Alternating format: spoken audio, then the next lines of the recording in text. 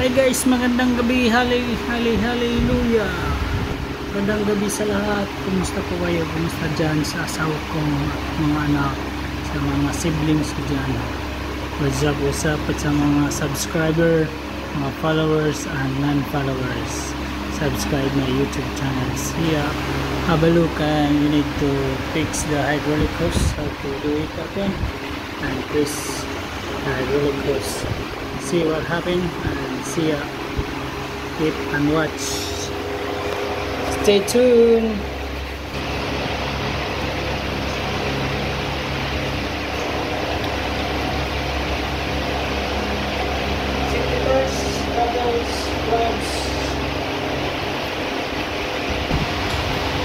One night to go, bro. 1 night to go. 1 night. 7 nights. This is for 7 nights and 7 days off.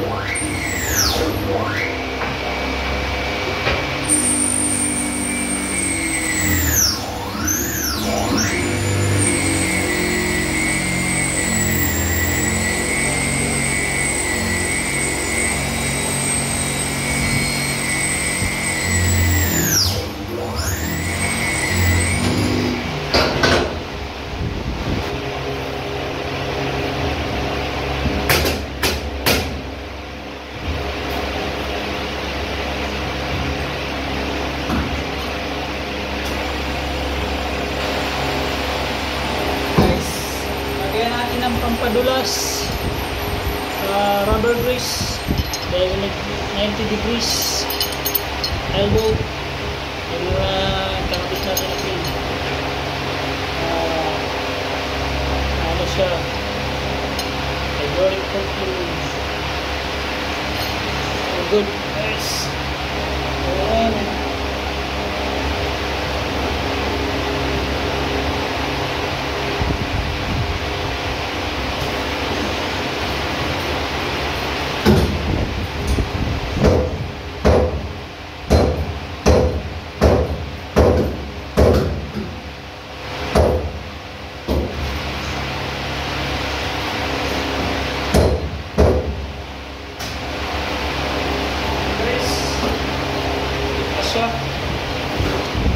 Kabila, coupling for elbow. And guys, i-press na natin. Ito yung hydraulic hose guys. So ang gamitin natin dito ngayon guys, 4316 4316. So guys, hindi tayo 43. So ito yung magiging ano nyo guys. So ito gagamitin natin 43016 guys na hose. Oops.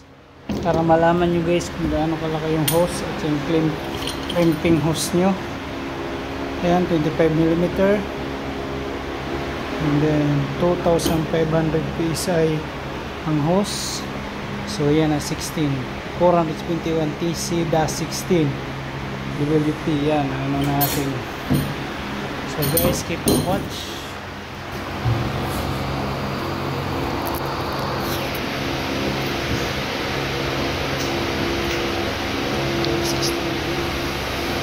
Kailan natin ito guys.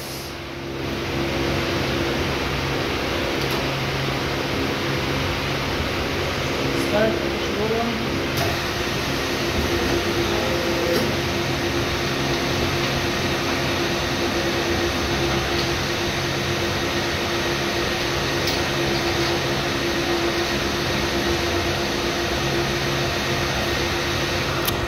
I-align lang natin siya guys dito. And guys, dito natin ilalagay.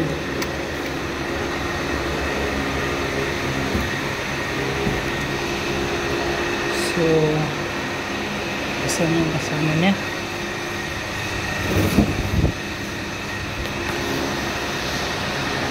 Ito. Okay.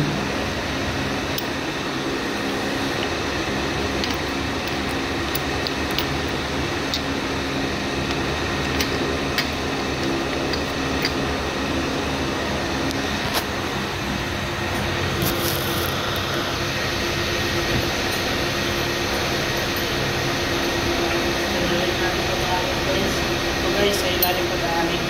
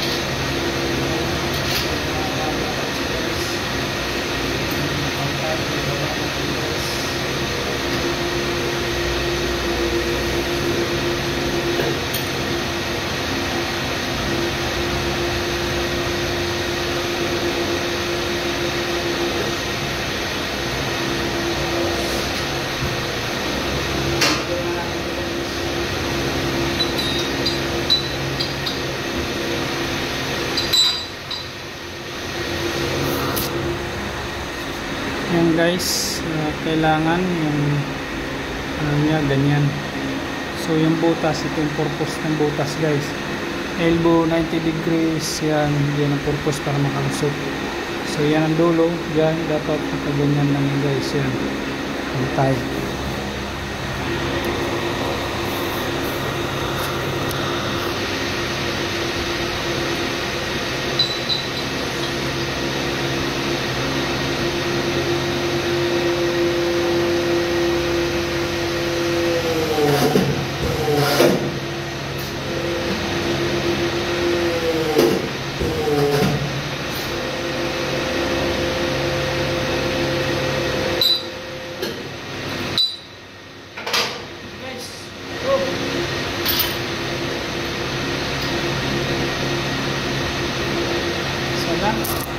Ayan guys, na-press na siya. Sikip na. So tanggalin na natin guys. Yung switch up, push natin, aangat yun. Tapos dito yung switch, stop. Stop na natin. And then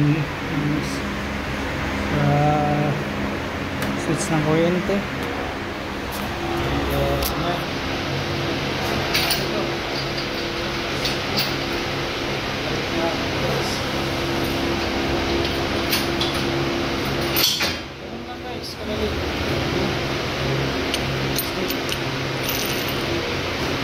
DCP guys. Yung size niya may GIC, DCP.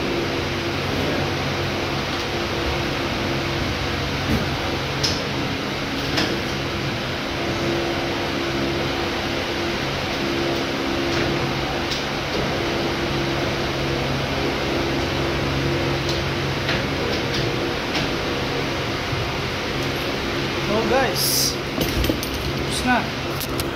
See ya, bye bye.